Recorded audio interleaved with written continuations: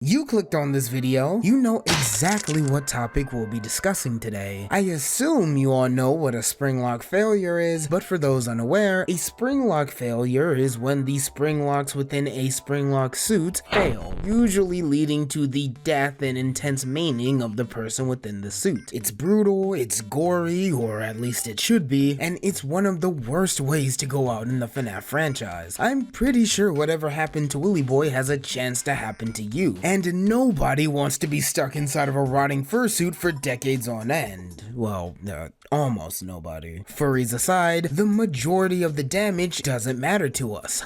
Oh, no, my little bitty babs. What we're focused on today is his just what the fuck happened during the spring lock failure? Is it still there? Did it rot away? Is it shredded up like a fucking sausage? Or is it miraculously still intact? To do this, we'd need to first get an understanding of the placements of the spring locks themselves.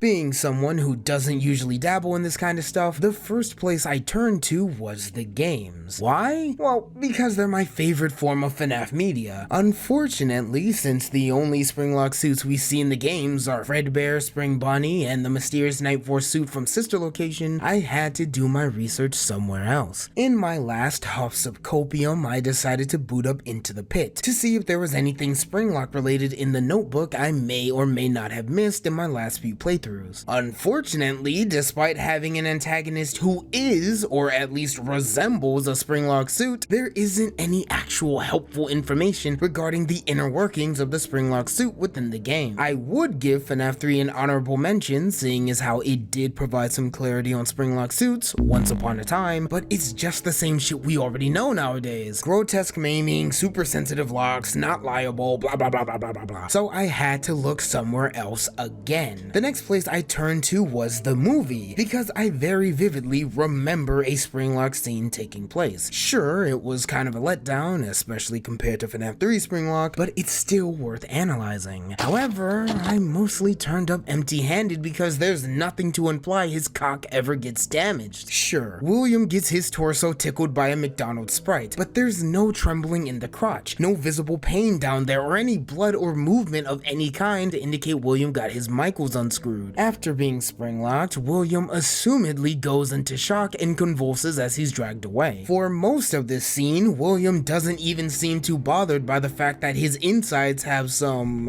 unwelcome guests, to say the least. If we go back to Springtrap from FNAF 3, while he certainly has lost some weight, his crotch seems to be mostly intact. Of course, it's hard to tell through the suit and all, but I'm just gonna go off what I see. Oh god, go back! While the movie seems to make a strong case for the unharmed hot dog argument, I still haven't exhausted all my sources. Case in point, the novels. Or at least that's what I would say if the novels actually provided some clarity. While the graphic novels, notably the Silver Eyes, provided quite a lot of visual clarity on the spring locks, they still follow the trend of showing us nothing related to what we're searching for. If anything, it's more interesting that William seemed to have already survived a spring lock failure. Yeah, I know he still gets spring cucked later on, but it really got me curious as to whether game William has gotten spring locked before. With how familiar he is with these things and all the testing him and Henry would have inevitably done over the years, I can see a mishap being a matter of when and not if. Business disagreements aside, we still don't have much info on his cock. The crotch and groin area of the suit in general don't seem to get much attention. All I can really say here is that size matters. Depending on how blessed our friend here is, he either makes it out unscathed or may lose his third leg. This time around, bigger actually isn't better, so your overcompensating friend is right for once. Most men with large power poles often conceal their weapons along their leg if it's extended. This usually applies if you're wearing any form of formal clothing or anything a little snug with little room to breathe. William himself, as a businessman, would most likely be wearing something along those lines, right? Then again, there's no concrete proof of what he was wearing, so this speculation investigation is pointless. TLDR, sausage long, it go bye-bye, sausage short, it's most likely fine. Seeing as how the games don't seem to imply any sausage damage, the movie doesn't imply any sausage damage or really much damage to begin with, and the books don't seem to add fuel to the fire either, I can only assume that nothing is going on down there, and his fastballs are still attached, until he fucking rots and they inevitably fall off or something. To my knowledge, there's never been any blood, snappings, shaking, crunching of any kind from the groin or crotch area, and for the most part, it usually seems pretty intact. The part of William that got it the worst is definitely his midriff and upper torso. Either way, if you had any weird questions you'd like to see me tackle next, want to say hi, or just had any comments on what I said today, please share them down below. Consider subscribing, or dropping a follow on Twitch, or joining the Discord if you truly love my content. And as usual, I am terrible